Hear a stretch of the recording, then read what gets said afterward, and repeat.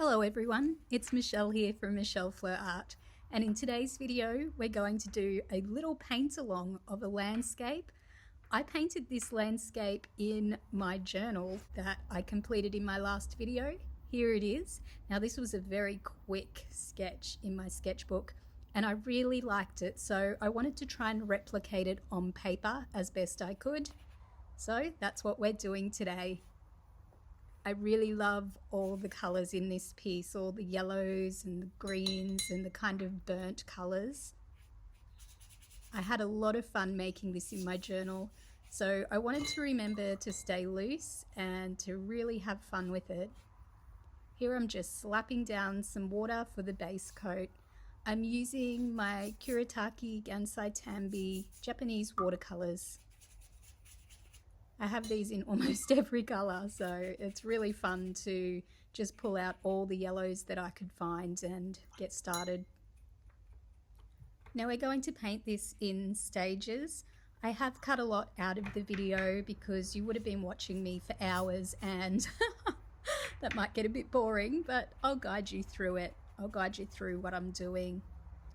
So yeah, here I'm just putting down the foreground and putting in the base colours.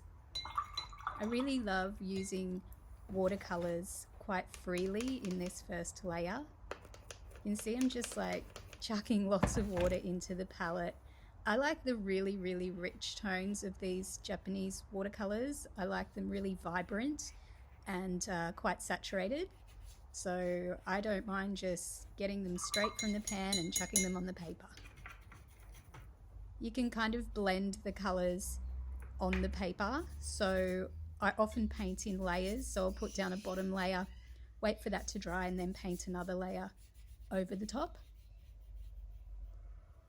In this piece, I actually end up using Inktense pencils as well.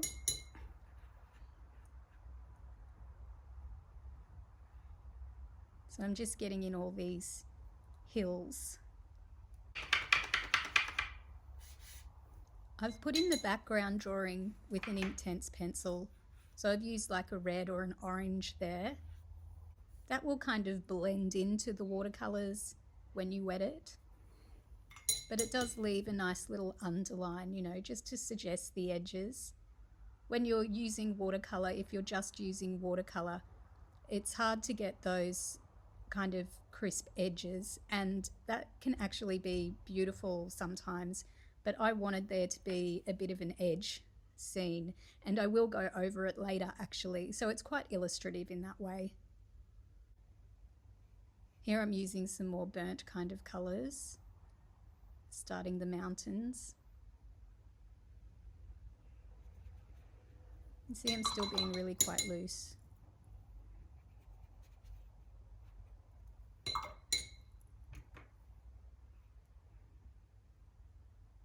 It's nice to work fast and not overthink things. Sometimes I don't know where my brush is going to end up in the palette and I go, ooh, okay, it's yellow. I got a nice vibrant yellow there to go with that, you know, burnt sienna or ochre colour. You can see the colours are just, yeah, I've just really slapped them down there because I know that I'm going to refine it later. And I did actually want this to be quite a free painting. It's not going to be super tight at the end. I just decided to add some pinks in. Sometimes I can get stuck on colours, like I'll just be doing yellow and think I have to do all yellows, and then I realise that you actually need to contrast to heighten the yellows, you know what I mean? So yeah, I'll add some reds or some pinks and then later some blues. You don't want everything just to be a variation of one colour. So here I'm doing those mountaintops that are in shadow and these purples.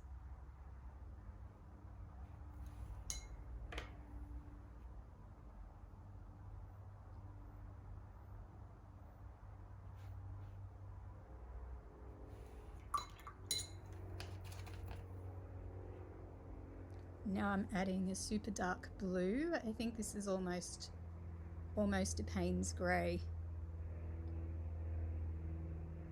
Really lovely colour for doing shadows.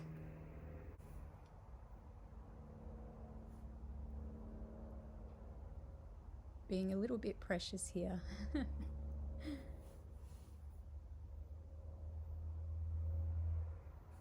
But it's nice. I like doing these parts and starting to bring in that contrast.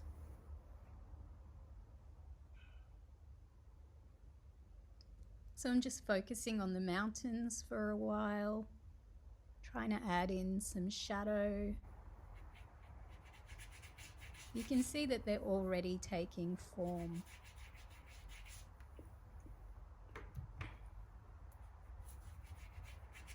Just saw that I wanted to change a bit down the bottom here. So I'm looking at that drawing in my sketchbook, and I'm also looking at the original image, which I interpreted very, very loosely. So I'm seeing things in that I'm adding in as well. Sorry about the background noise that's coming through. I live really close to a train line. There's dogs, there's whippersnippers, there's all kinds of noise. I think I've realised that I would never record anything if I waited for it to be silent here. There is so much noise, I've realised, since I started making videos. It's crazy. Some days I'm filming and there's just noise going on constantly, planes going over, and it's just super frustrating. So I've just decided to film through it. That's life, hey? So I put the sky in. I forgot to film putting the sky in, but it's, you know, the same kind of idea. And there are a few darkish clouds in there, so I've just added some, you know, darker kind of greys and purples and pinks and things. Now I'm just doing a little bit of refinement, trying to get some more vibrant colours in places. And soon, once that's done, I'll step back and just take a look at the piece overall and see how it's going. It was at this point that I realised that the thing I liked about the one that I did in my journal, I hadn't translated well to this piece. I made the mountains a little too far away in the distance. I wanted them more looming. But that's okay. I decided to keep going, and it will be a completely different piece. I mean, that's part of the fun in repeating a piece, I suppose. I don't repeat a piece often, if at all, but I kind of really wanted to take this piece out of the journal. So I thought I'd give it a go.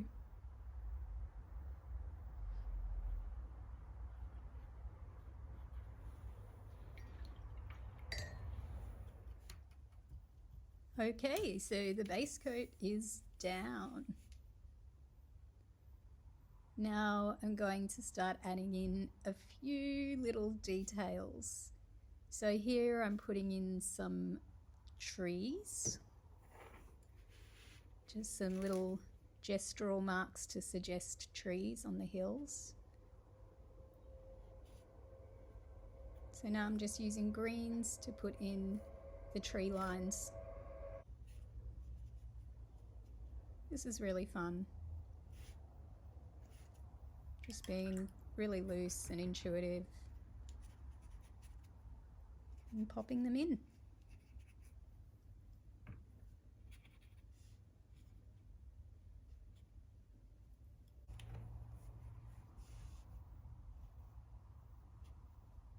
Adding in more trees on the tree line, and this is really starting to bring the image together. Just putting more trees in there. It's given it a bit more definition, and it's more suggestive of a landscape. Giving it more depth as well by bringing these layers forward, the foreground forward.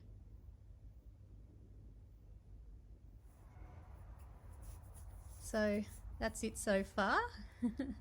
And now I've got the Inktense pencils out. Watch out.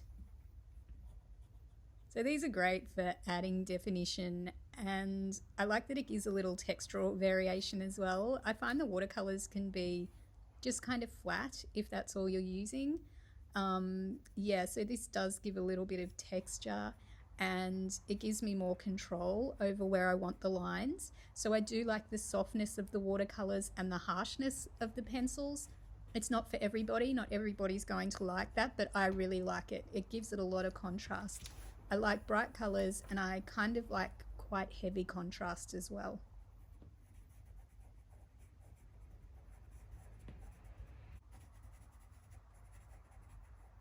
I'm just using it in different ways, being really loose, turning the nib so that, you know, sometimes it's on a sharp bit, sometimes it's on a softer bit, being really free, not worrying too much about being perfect or getting all the lines in the right place. And you'll see that it just kind of comes together on its own.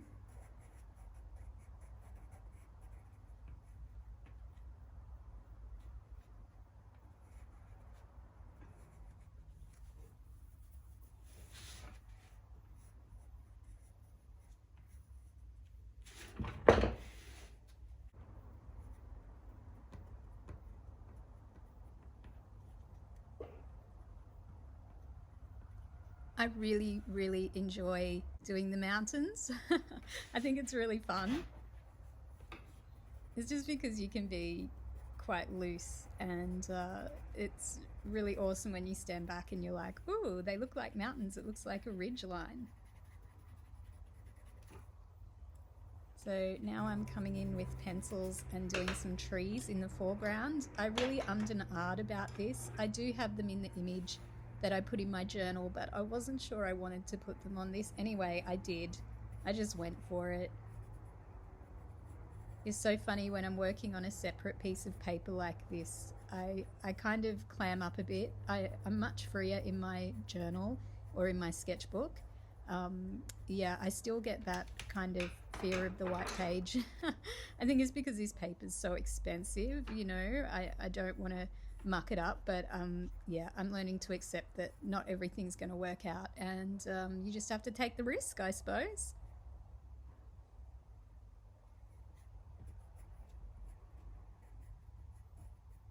Just putting in some tree trunks here. Again with the Inktense pencils. These Inktense pencils are water soluble.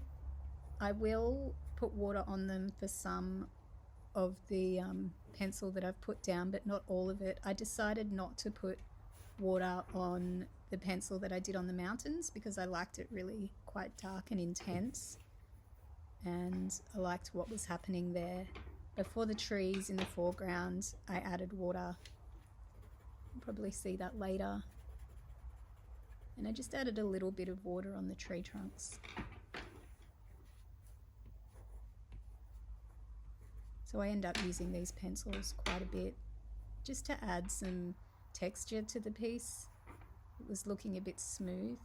So here I am adding water to the trees.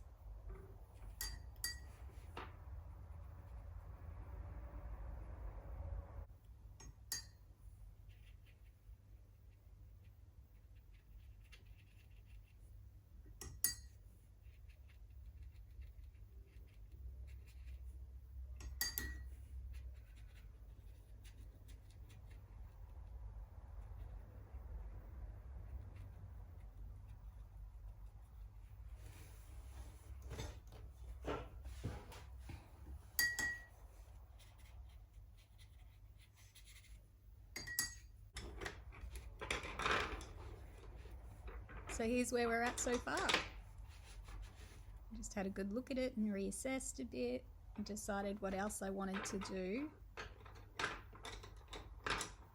I decided to add some more lines through the hills to suggest fields, and I also added some more trees to the bottom right corner because I felt like the piece wasn't anchored very well. Here I'm just adding some texture into the corner there to suggest rocks. As I said before, it was just looking a bit kind of flat.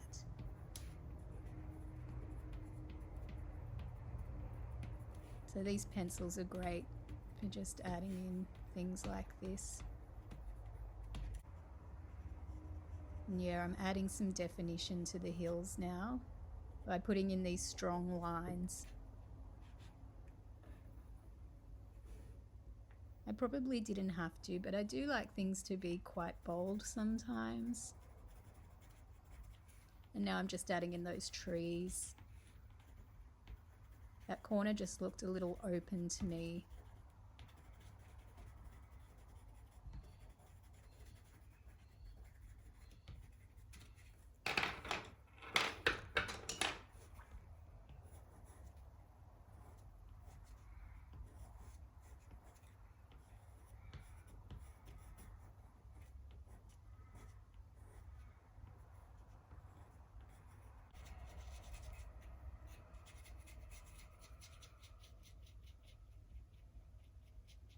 I thought that adding these trees and this greenery down to this corner really did help to anchor it quite a lot.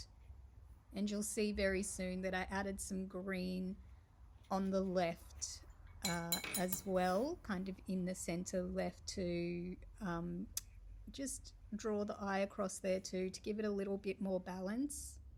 Yeah, so just under the mountains there. It's amazing what the smallest gestural marks, like how much they can make a difference.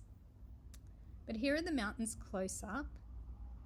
So I think I decided that we were finished here. You can see I added some lines into the clouds, and I added these lines to suggest fields into the hills as well. I just made them up. I didn't like how flat it was looking, how much yellow space there was. But I liked it a lot better when I added them in. So this is the book here. This is the original one. And then this is the one we've been working on. They are quite different. Same, but different. Yeah. I still think I like the original better. What do you reckon? And here's a closer look. Thank you so much for watching, guys. I hope you enjoyed that, and I hope you learned something. I had fun making it anyway. Take care, won't you? And I'll see you in my next video. Peace out. Bye.